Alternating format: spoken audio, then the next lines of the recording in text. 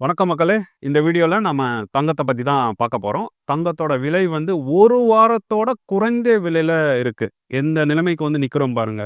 1 வாரத்துல குறைஞ்ச விலையெல்லாம் நம்ம வந்து ஒரு வீடியோ போட்டு பேச வேண்டிய ஒரு நிலைக்கு வந்திருக்கோம்.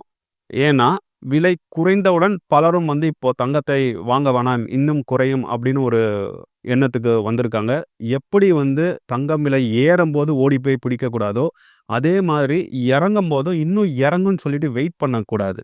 ஏன்னா, இப்போ இருக்கிற இந்த இறக்கம் அப்படிங்கிறது வந்து பார்த்தீங்கன்னா, வந்திருக்கிற தரவுகள் அடிப்படையில கொஞ்சம் ஸ்டெபிலைஸ் ஆயிருக்குன்னு சொல்லலாம். இன்ஃப்ளேஷன் வந்து கொஞ்சம் ஸ்ட்ராங்காவே இருக்கு. ரேட் கட் வரும்னு எதிர்பார்த்தாங்க. அந்த ரேட் கட் வராததாலயும், அதுக்கப்புறம் குரோத் வந்து கொஞ்சம் ஸ்டெபிலைஸ் ஆன மாரி இருக்கிறதுனாலயும், market growth, share market growth சொல்றேன். தங்கத்தோட விலை வந்து கொஞ்சம் மட்டுப்பட்டு இருக்கு அப்படின்னு சொல்லலாம். ஆனா, ஃபண்டமெண்டலின்னு பார்த்தா, நம்மளுடைய சென்ட்ரல் பேங்க்ஸ் வந்து தொடர்ந்து வந்து தங்கத்தை வாங்கிட்டு தான் இருக்காங்க. உலக அளவில் இன்னுமே ஒரு பதட்டமான சூழ்நிலை தான் நிலவிட்டு இருக்கு.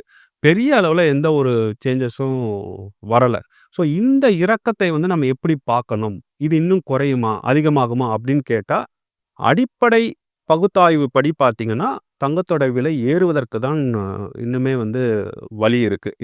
இதுக்கு மேல குறையும் அப்படின்னு சொல்ல முடியாது. ஆனா வருகின்ற டேட்டா சந்தை வந்து ஒரு எதிர்பார்ப்போட இருந்தது. திருப்பி ரேட் கட் பண்ணுவாங்கன்னு நெனச்சாங்க. அதுக்கப்புறம் இன்ஃப்ளேஷன் நம்பர்ஸ் வந்து ரொம்ப கம்மியாகும்னு நெனச்சாங்க.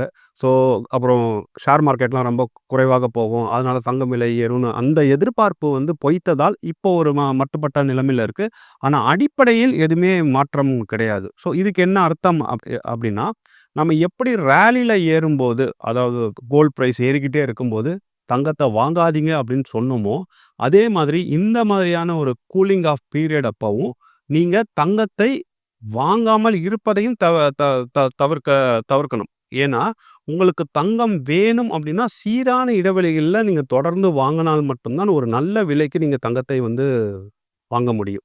அதனால நீங்க வாங்கணும்னு முடிவு பண்ணி, இப்ப ரேட் கம்மியானதுனால, இன்னுமே குறைவாக இருக்கும் அப்படின்னு சொல்லிட்டு வெயிட் பண்ணாம, நாம ஏற்கனவே வகுத்து வைத்திருந்த முதலீட்டு திட்டம்படி, தங்கம் எனக்கு வந்து ஒரு 20 சவரன் வேணும், 30 சவரன் வேணும். அதுக்கு வந்து நான் மாதந்தோறும் இவ்வளவு வாங்குனால் தான் சரியா இருக்கும் அப்படின்னு ஒரு திட்டம் உங்ககிட்ட இருந்ததுன்னா, தயவு செய்து இந்த வாய்ப்பையும் பயன்படுத்தி வாங்குங்க. ஏன்னா நெறைய பேர் இப்ப என்ன பண்றாங்கன்னா, தங்கத்த வாங்க வேணாம் தள்ளி போடலாம் அப்படின்னு சொல்றாங்க. இதே ஆட்கள் தான் போன மாதம்லாம் வந்து பார்த்தீங்கன்னா 17,000 போகும்போது, நான் கண்டிப்பா எல்லா பணத்தையும் இதில வந்து கொண்டு போய் போட்ற போறேன்.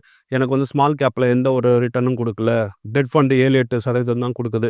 எல்லாத்தையும் சேல் பண்ணி கோல்டு வாங்க போறேன். சில்வர் வாங்க போறேன் அப்படின்னு சொன்ன ஆட்கள் தான், இப்போ தங்கம் கொஞ்சம் மட்டுப்பட்ட உடனே நான் வாங்க மாட்டேன் அப்படிங்கிற ஒரு ஸ்டாண்டுக்கு வந்து நிக்கிறாங்க.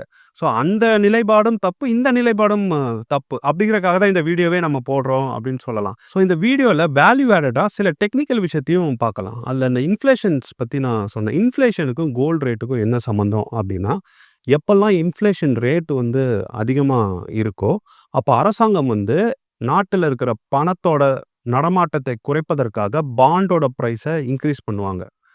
ரேட்ட இன்கிரீஸ் பண்ணுவாங்க அப்படின்னு சொல்லலாம். ஸோ ரேட்ட இன்கிரீஸ் பண்றாங்க அப்படின்னா, எல்லாரும் என்ன பண்ணுவாங்க, தங்கம் வந்து உங்களுக்கு இன்ட்ரெஸ்ட் குடுக்காது. வேற எந்த வருமானமும் குடுக்காது. ஸோ அதுல போய் நான் ஏன் பணத்த முடக்கி வைக்கணும் அப்படின்னு சொல்லிட்டு, இந்த பாண்டுல வந்து இன்வெஸ்ட் பண்ண கொண்டு வந்துருவாங்க. ஸோ அதனால இன்ஃப்ளேஷன் அதிகமாச்சு அப்படின்னா, தங்கத்தோட விலை குறையும். அப்படிங்கிறது ஒரு டெக்னிக்கல் கான்செப்ட் இருக்கு. அதே தான் நமக்கு வந்து டாலர் வந்து ஸ்ட்ரெங்தன் ஆச்சுனாலும், தங்கத்தோட விலை குறையும் அப்படின்னு பல அ வீடியோக்கள்ல நம்ம பார்த்துட்டுருக்கோம். அதே மாரி ஷேர் மார்க்கெட்ல நல்லா போச்சு, எல்லாமே ஸ்டெபிலைஸ் ஆயிடுச்சு. நம்ம டாரிஃப் பிரச்சனை தீர்ந்துருச்சு அப்படின்னா, இங்க கொண்டு வந்து பணத்த வச்சுருவாங்க. தங்கத்த வாங்குறதுக்கு ஆட்கள் இருக்காது. ஸோ இதெல்லாம் டெக்னிக்கல் விஷயம். இந்த டெக்னிக்கல் விஷயம்லாம் நாம் தெரிந்து கொண்டால் தான் கோல்டுல ஷார்ட் டெர்ம்ல நம்ம வாங்கி விக்கக்கூடிய இந்த விளையாட்டை வந்து விளையாட முடியும். ஆனா நம்மை போன்ற எளியவர்களுக்கு இந்த விஷயங்கள் எல்லாம் நம்ம தேடி படிப்பது அப்படிங்கிறது சிரமமான காரியம். சமூக ஊடகங்களில் பலரும் வந்து இத படிக்கிறாங்க. யுஎஸோட ஃபெட் ரேட் என்ன இருக்கு? இன்ஃப்ளேஷன் ரேட் என்ன இருக்கு? கன்சப்ஷன் என்னவா இருக்குது? ஸோ இதெல்லாம் படிச்சு ஒரு நல்ல அ முடிவுக்கு வராங்க. ஃபண்டமெண்டலி ஒரு நல்ல டிசிஷனுக்கு வந்து தங்கத்தை வாங்கலாம் அப்படின்னு சொல்லி பரிந்துரை சொல்றாங்க. ஆனா நம்ம போன்ற சாமானியவர்களுக்கு இந்த மாரி டெர்ம்ஸ புரிந்து கொள்வதே மிக சிரமமானது. அது எப்படி செயல்படுது? அதுக்கும் தங்கத்துக்கும் என்ன ரிலேஷன்ஷிப்? அப்படிங்கிறதெல்லாம் நம்மளால தெரிஞ்சுக்கவே முடியாது. ஸோ அதனால தான் நாம எடுத்து சொல்வது என்ன அப்படின்னா, நீங்க தங்கத்தில் முதலீடு பண்ணணும்னு முடிவு பண்ணிட்டீங்க. உங்களோட பிள்ளையோட கல்யாணத்துக்கு தேவைப்படுது. அதுக்கு இவ்வளோ சவரன் தேவைப்படுது அப்படின்னா, அந்த சவரன் எவ்வளோ என்பதை கணக்கிட்டு, திருமணத்துக்கு எவ்வளோ நாட்கள் இருக்கு? இல்ல தேவைப்படும் காலத்துக்கு திருமணம் கூட வேணாம். இந்த காலத்துக்குள்ள எனக்கு இவ்வளோ வேணும் அப்படின்னு முடிவு பண்ணிட்டு, மாதம்தோறும் ஒரு சிப் அடிப்படையில் நீங்க வந்து தங்கத்தை வந்து வாங்குங்க. இதுதான் சரியான செயல்பாடாக இருக்கும். நாம சொல்ற இந்த விஷயத்துல வந்து தங்கம் 17,000த்துல போம்போதும் நம்ம வந்து வேறு மாரி சொல்லல. இப்ப இறங்குனதுக்கு அப்புறமும் வேற மாரி சொல்லல. ஒரே விஷயத்த தான் சொல்றோம். ஏறும்போது அவசரப்பட்டு நீங்க வாங்காதீங்க. குறைஞ்ச போதும் அவசரப்பட்டு வாங்காம இருக்காதீங்க அப்படின்னு சொல்றோம். ஸோ நீங்க எப்படி வாங்கணும் அப்படின்னா, உங்களுக்கு தங்கம் எவ்வளவு வந்து தேவையோ, அதை மாதந்தோறும் கணக்கு போட்டு நீங்க கொஞ்சம் கொஞ்சமாக வாங்கத் தொடங்குங்க. அப்பதான் தங்கம் உங்ககிட்ட சேரும். இப்போ இருக்கிற இந்த ஷார்ட் டெர்ம் காலம் எவ்வளோ தூரம் நிலைக்கும் அப்படிங்கிறத பார்த்தோம் அப்படின்னா, நமக்கு அடுத்த இன்ஃப்ளேஷன் பத்தின டேட்டாவாகட்டும், ரேட் கட்ஸ் பத்தின டேட்டா ஆகட்டும், இல்ல எக்கனாமி ட ஸ்டெபிலிட்டி பத்தின டேட்டாவாகட்டும், அதெல்லாம் வெளிவர நமக்கு வந்து மறுபடியும் தங்கத்தில ஒரு பெரிய மாற்றம் வந்து வரும். இதெல்லாம் வந்து ஷார்ட் டெர்ம்ல நம்ம சொல்றோம். ஆனா லாங் டெர்ம்ல இன்னுமே ஃபண்டமெண்டல் வந்து தங்கத்தோட ஏற்றத்துக்கு தான் வந்து உறுதுணையாக இருக்கு அப்படிங்கிறத மறுக்கக்கூடாது. உலகம் முழுக்க இப்ப எல்லா சென்ட்ரல் கவர்மெண்ட்டும் தங்கத்தை தான் வாங்கிட்டு இருக்காங்க. நம்ம என்ன தெரிந்து கொள்ள வேண்டும் அப்படின்னா, நாம வாங்குவதால், தமிழர்கள் வாங்குவதால், இந்தியர்கள் வாங்குவதால் தங்கத்தோட விலை ஏறவில்ல. உலகத்துல இருக்கிற சென்ட்ரல் பேங்க்ஸ் வாங்குவதால், அவங்களுக்கு டாலர் மேல இருக்கிற நம்பிக்கை போயிடுச்சு. அதனால தங்கத்த சேர்க்குறாங்க. அவங்க தங்கத்த வாங்குறதுனால தான் நமக்கு வந்து விலை உயர்ந்துட்டே வந்தது. உலகத்தோட பதட்டமான சூழ்நிலைகள் நிலவிட்டு இருந்தது.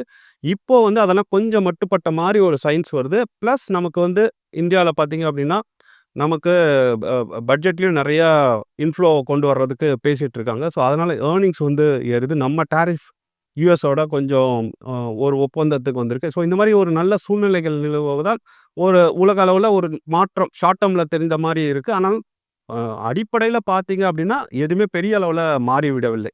ஸோ, நீங்க உங்க தங்கத்தோட பர்ச்சேஸ வந்து தள்ளி போடாதீங்க. உடனடியாக வாங்குங்க. அது கொஞ்சம் கொஞ்சமா வாங்குங்க. சிப் முறையில வாங்குங்க. அப்படிங்கிறதுக்காக தான் இந்த வீடியோவ போடுறோம். நன்றி. மேலும் ஈடி தமிழ் சேனல்ல வரப்போகும் பிசினஸ் மற்றும் அது ரிலேட்டடான வீடியோவை பார்க்க உடனே கீழே இருக்க சப்ஸ்கிரைப் பட்டனை கிளிக் பண்ணுங்க.